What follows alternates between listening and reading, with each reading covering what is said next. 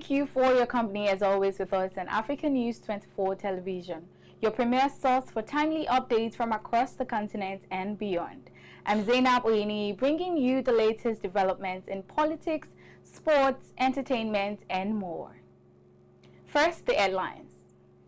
Fire guts commercial bus on the 3rd Mainland Bridge in Lagos. Court remands 9 suspects over Yelwata killings. APC denies forcing civil servants into party. Now to the news in full. Former Labour Party candidate Peter Obi has announced his intention to contest the 2027 presidential election. He made the declaration while campaigning for the African Democratic Congress candidate ahead of the Abuja Municipal Area Council elections in the Federal Capital Territory. Obi told supporters that their votes in the AMAC election are important for his political journey and urged residents to participate actively in the local elections. Obi's statement signals his continued engagement in Nigeria's political landscape ahead of 2027 elections. The All Progressives Congress (APC) has denied allegations that civil servants are being forced to participate in its ongoing electronic membership registration exercise. In a statement on Monday, APC National Publicity Secretary Felix Moka described the claim by the African Democratic Party Congress as false and aimed at discrediting the party's digital registration process. He added that the registration exercise has recorded massive voluntary participation, prompting the party to extend the deadline from January 31 to February 8, 2026. According to Moka, the ADC is unsettled by the success of the exercise and is attempting to undermine the ruling party through misleading narratives. The Federal High Court in Abuja has remanded 9 suspected terrorists over the deadly attack on Yelwata community in Benue State, which reportedly claimed about 150 lives. Justice Joyce Abdul Malik ordered that the suspects be held at the Kuje Correctional Center pending further proceedings. The Attorney General of Federation and Minister of Justice, Lateef Fagbemi, led the prosecution and informed the court that a 57-count amended charge had been filed against the defendants. Fagbemi disclosed that although 10 suspects were initially listed, the federal government applied for the removal of 1 defendant, Yakubu Maman, from the charge. The application was not opposed by defense lawyers and was granted by the court. He also sought the substitution of the earlier charge filed in September 2025 with the amended charge dated January 2026, which the court approved. A commercial bus has been completely gutted by fire on the 3rd Mainland Bridge in Lagos State. The incident was confirmed on Monday by the Lagos State Traffic Management Authority, LASMA, which shared a video from the scene. According to LASMA, the bus caught fire near the Unilag waterfront in Ward Iyanoworo, prompting an emergency response from the Lagos State Fire Service. The Kwara State government has inaugurated a multi-sectorial committee to strengthen the One Health approach, aimed at improving disease surveillance, early detection, prevention, and response to public health threats across the state. The committee was unveiled at a stakeholders workshop organized by the Kwara State Livestock Productivity and Resilience Support Project, LPRES, in Ilorin. Officials say the initiative is designed to close existing gaps in collaboration among human, animal, and environmental health sectors in tackling emerging and re-emerging diseases. Members of the committee were urged to work collaboratively to ensure rapid response to public health threats. The Islamic State West Africa Province, ISWAP, has named Abu Khalifa as its new commander in the Timbuktu Triangle following the killing of former leader Julaibib by Nigerian troops. The Nigerian army announced on Saturday that Julaibib was killed during an operation in Damboa LGA, Borno State on January 30, 2026. His death reportedly threw ISWAP fighters in the area into disarray, with several neutralized during the operation. A security source told analysts that Khalifa has now taken over as commander, while no official deputy has yet been appointed. A contender for the Awujale of Ijebuland from the Fusengbuwa ruling house, Adebowale Olufeko, has urged the Ogun State government, the Ijebu Traditional Council, and other stakeholders to uphold transparency and strict adherence to tradition and the ongoing selection process. Speaking in Ijebu-Ode alongside members of the Fusengbuwa ruling house, Olufeko described the Awujale Stool as central to the cultural heritage and identify of the Ijebu people, stressing that fairness in the process is essential to maintaining peace and unity across Ijebu land. He commended Governor Dapo Abiodun and the kingmakers for step taken so far, while cautioning against any form of imposition. His call comes amid growing tension following protests by members of the Fusengbuwa family over alleged attempt to impose a preferred candidate. The Awujale Stool has remained vacant since July 2025 after the passing of Oba Sikiru Adetono.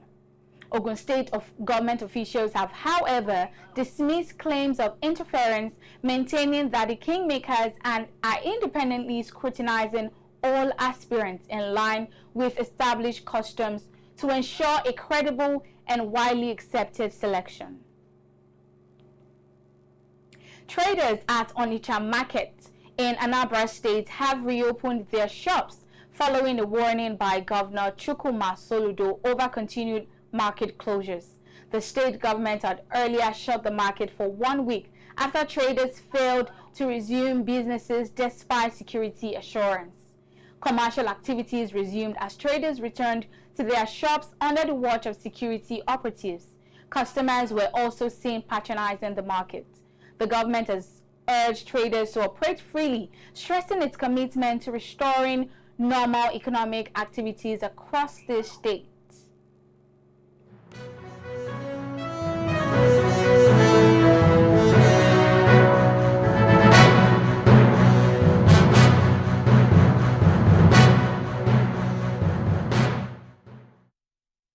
Now to business news.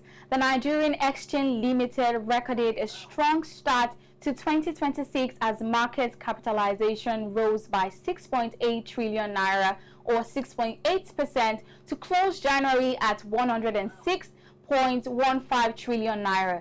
The gains were driven by 23 blue chip companies across key sectors including cement, banking, oil and gas, telecommunication, agriculture, FMCG and power, which together account for more than 80% of total market value. Boa Foods PLC led the rally with a market capitalization of 14.38 naira, closing the month with its share price unchanged at 708.90 naira. The company reported a 91% increase in profit after tax to 507.73 billion naira in 2025, while revenue rose 18% to 1.8 trillion naira. MTN Nigeria and Dangote Cement followed with market values of 12.01 trillion naira and 10.7 trillion respectively, alongside Airtel Africa and Boa Cement. Analysts attribute the market rally to improving macroeconomic stability and rising consumer demand, but caution that the NGX remains highly concentrated. Nevertheless, investor confidence remains strong, with record highs attracting increased local and foreign participation. Selling business, U.S. stock futures fell on Monday after a sharp sell-off in precious metals rattled investors. Gold dropped up to 6% and silver slid 10% after CME Group raised margin requirements, forcing leveraged investors to unwind positions and pressuring mining stocks such as New Mount and Amani Gold.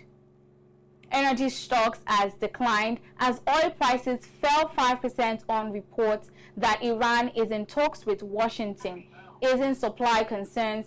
Major technology stock including Nvidia, Tesla, Meta, and Alphabet dipped in pre-market trading ahead of a busy earning week, with 128 S&P 500 companies set to report results. Despite the volatility, U.S. markets ended January higher, with the S&P 500 crossing the 7,000 points mark for the first time, though analysts warn market remains sensitive to economic data, earnings, and policy uncertainty.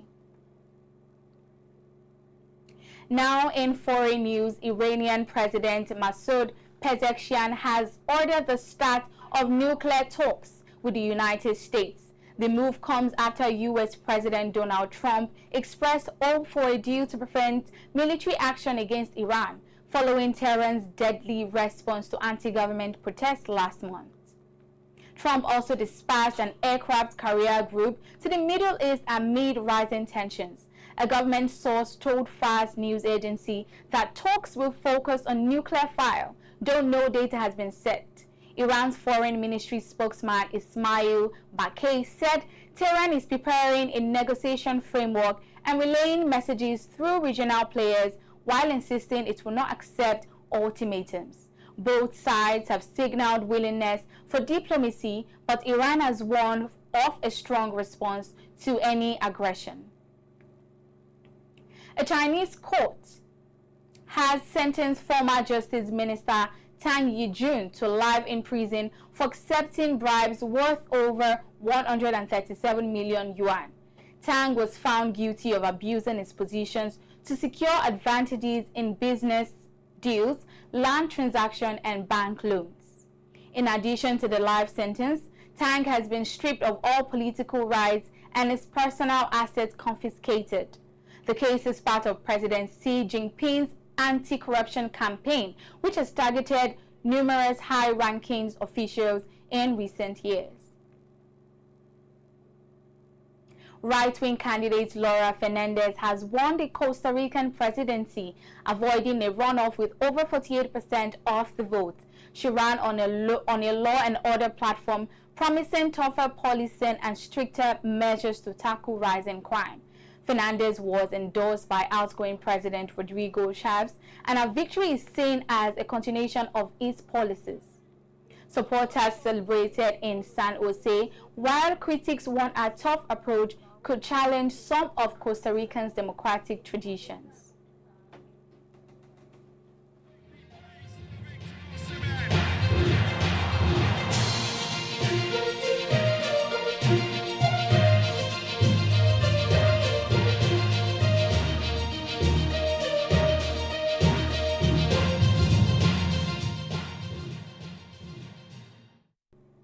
Super Eagles winger Ademola Lookman has completed a move to Atletico Madrid after months of negotiation with Atalanta. The 28-year-old arrived in Madrid on Sunday, with the Spanish club confirming a £40 million deal, including add-ons. Lookman is expected to undergo medical before signing a long-term contract and has expressed excitement about starting a new chapter with Atletico Madrid. South Africa has dismissed reports that it will replace Morocco as host of the 2026 Women's Africa Cup of Nations WAFCON. Sports Minister Gayton Mackenzie said Morocco remains the officially designated host and no decision has been taken by the Confederation of African Football to relocate the tournament. He explained that South Africa only indicated its readiness to assist CAF if the need arises, adding that such discussions are part of normal contingencies planning and do not signal a change of host.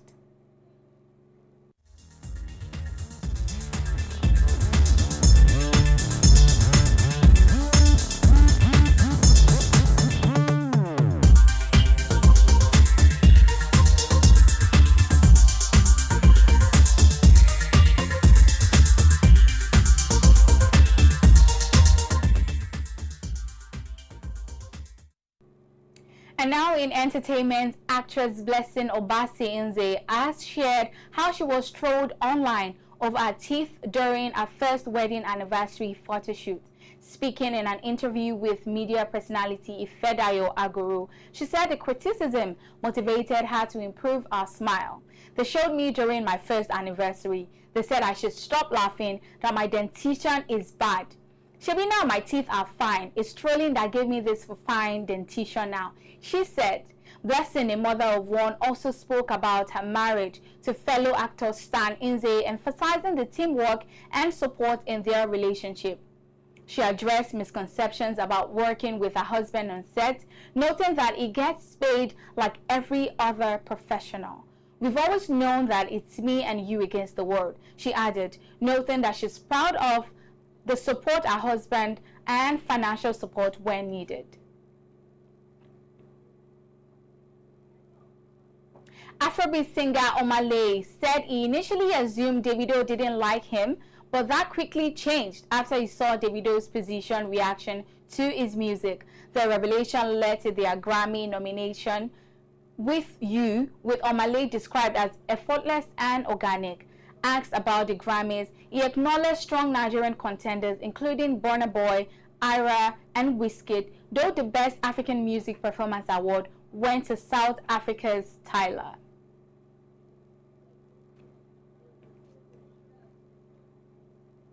And that will be all for now. You can follow us for more updates on these stories and others on our website at africannews24.ng. You can as well follow us on all our social media platforms to stay informed and ahead. I'm ZAINAB. OYENIYI. Good evening.